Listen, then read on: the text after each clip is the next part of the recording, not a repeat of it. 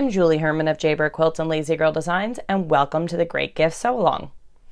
We wanted to get crafty with you as the holiday season approaches, so I've put together the best of our best patterns for you to make handcrafted gifts for your loved ones with ease and joy. We'll be making Perfect Pouches by Lazy Girl Designs, Rock Candy Table Topper by Jaybird Quilts, Sweetpea Pods by Lazy Girl Designs, and finishing up with Candy Dish Pillows by Jaybird Quilts. Today begins the Sweetpea Pods. In this video, we're going to go over the Lazy Girl Designs one-zip technique. Sign up to receive the sew-along emails and worksheets at the link posted in the video description below. Let's get started. In this first video, we're going to go over the one-zip technique. The one-zip technique is used in Sweetpea as well as 3 other Lazy Girl patterns. We have Fabio, our key fob. We have the banana bag and the Becca. The one-zip technique is using one piece of zipper tape. It allows us to change the pull and come up with lots of creative options. So I'm going to dive more into that in just a moment. After this video, we're going to go over how to prep our pieces for Sweetpea, how to install our zipper, and how to put our pod together, as well as a variety of options. The Sweetpea pattern, as it's written, is for quilting cotton and a nylon zipper. So you will end up with gorgeous little pods like this. But we're also going to go over options such as adding ribbon for a nice little touch, some fancy ribbon, or how to switch your zipper out for a faux metal zipper, elevates your piece, and even how to use faux leather. So you can see this is like a really elevated pod. This one is super adorable and fun, but this one has such a different feel to it, and they both have their place. So let's get started with the one-zip technique. One-zip is using one side of the zipper tape to create a unique zipper installation. It allows you to do things like change the zipper pull, have a different color, and what it does is it allows your project to stand completely open. As you see, there's one piece of zipper tape here. We don't have any of the ends, none of the stubborn parts that can create trouble sometimes when installing zippers. Joan's method really is incredible. So a couple of things to know before jumping into the one-zip. You'll need a few tools. You'll need zippers, more zipper pulls if you want to change your color. It's helpful to have a pair of scissors that are designated just for zippers. They can get dulled, and you'll want to know what zippers to use. Most common in Joan's patterns are YKK zippers, and these are the 3mm. That's the distance of the zipper teeth. And there's a wide variety of zipper pulls available so that you can change up your colors, so many possibilities. What else works? Buy Annie's zippers that are also YKK that are 4.5 work, and they come with a variety of pulls as well. And also if you buy the zippers that have 2 pulls, you're ready to go for 2 projects. Sally Tomato's faux metal zippers work. Make sure that they are faux metal. The zipper pulls are often actually metal, but the zipper tape and the zipper teeth are not. You want to make sure that the zipper tape and the teeth that you're working with are not metal.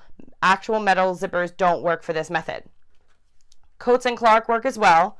The important thing to keep in mind is zippers like their friends. So if you have YKK tape, you need YKK pulls.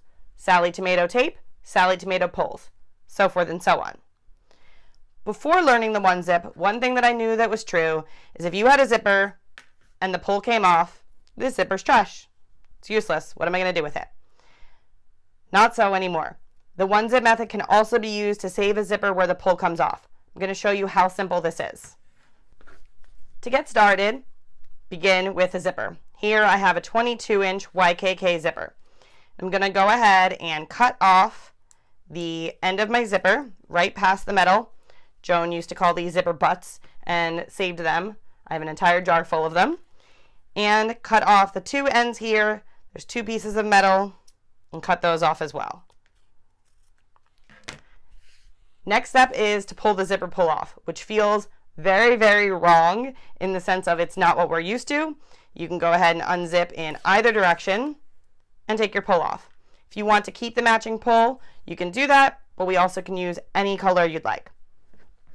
The trick here is that it's not very easy to put a pull back on in a normal sense. It can get, you kind of feel like you need 3 hands. What am I going to do? What Joan came up with is a way of cutting off a few teeth.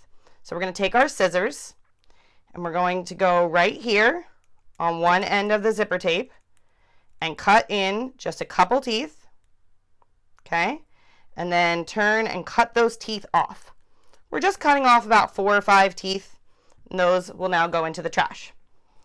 Then what we're going to do is we're going to start on the other end. We're going to take our pull, and your pull has 2 ends to it. It has one end that is 1 opening and one end that is 2 openings.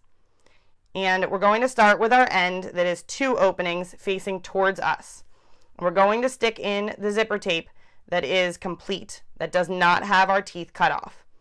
And we're just going to stick it in about 1/4 of an inch, just till we see a couple of the teeth sticking out.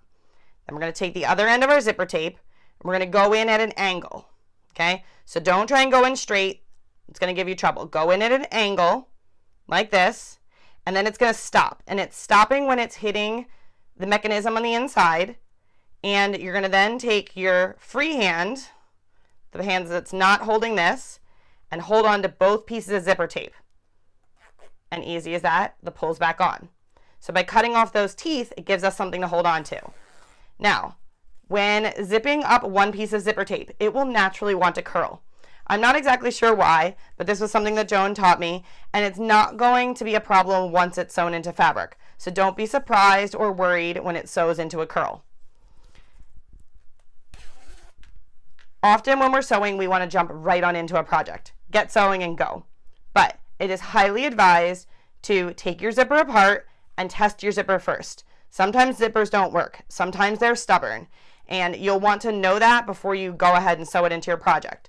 Also, if you're not familiar with this, do it a couple times. Test it out, practice, so that you can get used to it. You can also use this as a way to audition different zipper pulls and decide, you know what, I prefer the yellow to the white, so forth and so on. So now that you know the one zip basics, it's time to use the one zip to create an awesome Sweetpea pod. Thank you for tuning in today. If this video was helpful for you, please like it, share your comments with us, and click here to subscribe to this channel. Here are links to the other great gift sew-along videos and some of my other videos you might like. Sign up to receive the sew-along emails and worksheets at the link posted in the video description below. I'll be back here in the next video to go over beginning to sew our Sweetpea pod.